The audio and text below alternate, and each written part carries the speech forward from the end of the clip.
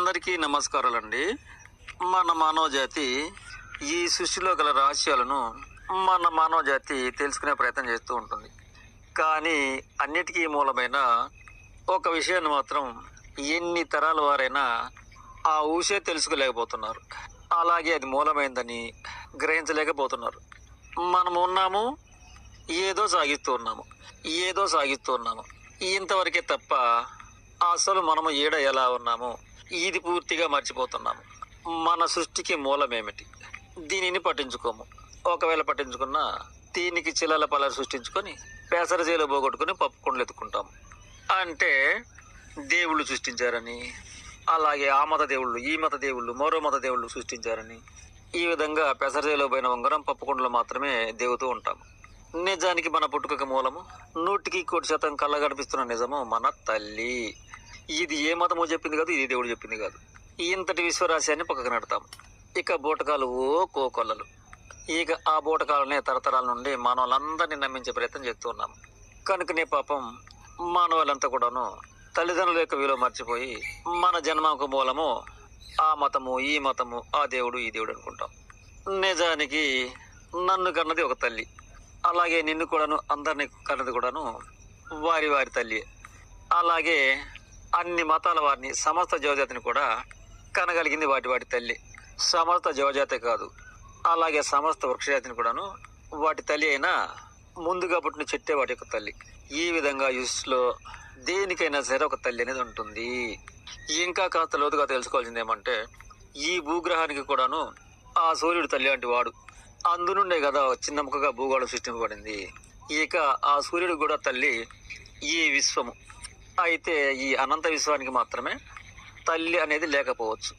ఎందుకంటే దీనిని అనంత విశ్వం అంటాం కనుక ఇది అనంతమైన సమస్యగానే సాగిపోవును. ఇలా సమస్త గ్రహాలు కూడాను విశ్వమే తల్లి. ఇక తిరిగి భూలోకానికి వస్తే తల్లి అనేది లేనిది ఏదీ పుట్టలేదు. వృక్షాలు కూడాను అంతకు ముందున్న చెట్టు యొక్క బీజమే. ఆ బీజమే మర్మ మాయ ద్వారా, అంటే భూమి పొర అనేది మర్మంగా కప్పేసి ఆ విధంగా అది మొక్క నుండి వృక్షం అవుతుంది. అలాగే జీవజాతుల విషయానికి వస్తే కూడాను ఈ 84 లక్షల జీవజాతులకు కూడాను తల్లి లేనిది స్వతహాగా పుట్టింది ఏది లేదు. గుడ్డు రూపంలో గాని, బిడ్డ రూపంలో గాని తల్లి యొక్క మర్మ మాయ నుండి మాత్రమే సృష్టింపబడుతుందే తప్ప స్వతహాగా పుట్టుకొచ్చింది ఈ విశ్వంలో ఏది లేదు. ఇలా తల్లి లేనిది ఏదీ లేదని కన్నులారా కనిపించుతున్న నిజం. కానీ విచిత్రంగా ఈ నిజమును ఏమాత్రము గ్రహించలేకున్నాము. ఇంతటి సత్యాన్ని గ్రహించలేక మతాలు అనబడే మాయగారేలు సృష్టించుకొని ఇక విచిత్రంగా ఈ భూమి మీద ఉన్న సమస్తమును కూడా అవి సృష్టించాయి అనే బోటకాన్ని మనము కప్పుకొని ఉన్నాము. ఈ విధంగా నిజంపై ముసుకేసుకున్న మనము ఇక ఎవరు చూసినట్టు వారు వేరే వెతుకుడు మొదలు పెట్టాము.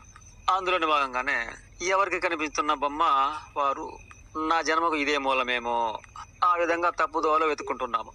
అందులోని భాగంగానే మాయలు మోసాలు వేసిన తోటి మానవుడిని ఇక వీడే ఈ విశ్వానికి అధిపతి కావచ్చు, ఈ భూ సృష్టికి కూడా మూలం కావచ్చు, వీడే దేవుడు కావచ్చు, సృష్టికర్త కావచ్చు. ఈ విధమైన అధోగతి పాలయ్యాము. ఇదే తప్పుదోవలో పయనిస్తున్న ఈ మానవాళి జనబల, ధనబల, కండబలం గల కొందరు పాలక ప్రభువులను కూడాను ఇట్టివారు ఈ సృష్టిని తయారు చేశారని వదంతులు నమ్మడం. అలాగే కొందరు బుర్రబలం గల వారు కూడాను బుర్రబలంతో బూటకాన్ని సృష్టించి వాడికి అందిన వరకు వాడు కూడాను తోటి మానవాళిని ఈ సృష్టి నావలనే తయారైందని మోసాలు నమ్మించడం. ఈ విధంగా మానవాళి మోసగాళ్ళు కొందరు, అన్ని బలాలు గలవారు కొందరు, బుర్రబుద్ధితో లౌకికంగా నమ్మించేవారు కొందరు, ఈ విధమైన శాఖల వారు ఈ సమస్త జీవజాతుల్ని కూడాను మా మతాల ద్వారా సృష్టింపబడాయని ఆ విధంగా తప్పుబాట పట్టించారు. కనుక ఈ విధంగా అధోగతి పాలయ్యాం.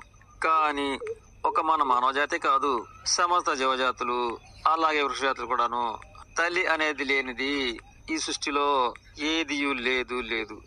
నిజానికి ఈ భూగోళానికి, ఆ సూర్యుడికి కూడా, సమస్త గ్రహాలు కూడాను తల్లి ఉన్నట్లే ఈ భూ సృష్టిపై కూడా ప్రతి రూపకానికి తల్లి ఉంటుంది. ఇది తెలుసుకోవాల్సిన విశ్వసత్యం. ఇక క్రూర స్వార్థ మూర్ఖులు కుయత్న మతాలను సృష్టించుకొని ఇక మా మతాలే ఇదంతా సృష్టించాయి, మానవాళి సృష్టించినాయి, జీవ వృక్షజాతులను కూడా మా మతాలు సృష్టించాయని అధోగతి పాలు చేస్తున్నారు. ఇలా తరాల నుండి నమ్ముకొస్తున్నాం. కానీ అలా చెప్పేవారు కూడాను వారి వారి తల్లి కొడుకు నుండే పుట్టుకొచ్చారు తప్ప నిజానికి వారిని కూడా ఏ మతము కనలేదు. కానీ మన అమాయకులుగా మార్చి నేనే అధిపతిని అని నమ్మించినా నిజానికి వాడు కూడా అన్ని జీవజాతుల్లాగానే ఒక తల్లి కడుపు నుండి వచ్చాడు. తిరిగి అన్ని జీవజాతుల్లాగానే వెళ్ళిపోక తప్పదు కదా. కనుక ఇటు వారు ఎలా అధిపతులు కాగలరు? కనుక మాయగాడులు కొన్నిటిని గొప్పని నమ్మించినా నిజానికి ఏది గొప్ప కాదు, ఎవరు గొప్ప కాదు. తల్లి లేనిది ఏదీ లేదు. తల్లి అనబడేది మాత్రమే ఈ సృష్టిలో గొప్పది. మరోసారి తెలియజేస్తున్నాను, సృష్టిలో ఏదైనా సరే జీవజాతులకు వృక్షజాతులకు కూడాను తల్లి లేనిది ఏ ప్రాణి లేదు. కనుక ఈ సమస్తానికి మూలమైనది తల్లి అనబడే ఒక శక్తి, అది ఏ విశ్వశక్తి. అట్టి ఆ ఒక్క శక్తి నుండి ఎవరిని పుట్టుకొచ్చాయి, అట్టి ఆ మాతృశక్తిని మాత్రమే మనం ఆరాధించుకోవచ్చు. ఇక మిగతా అన్ని బూటకాలే. ఇక ఉంటాను.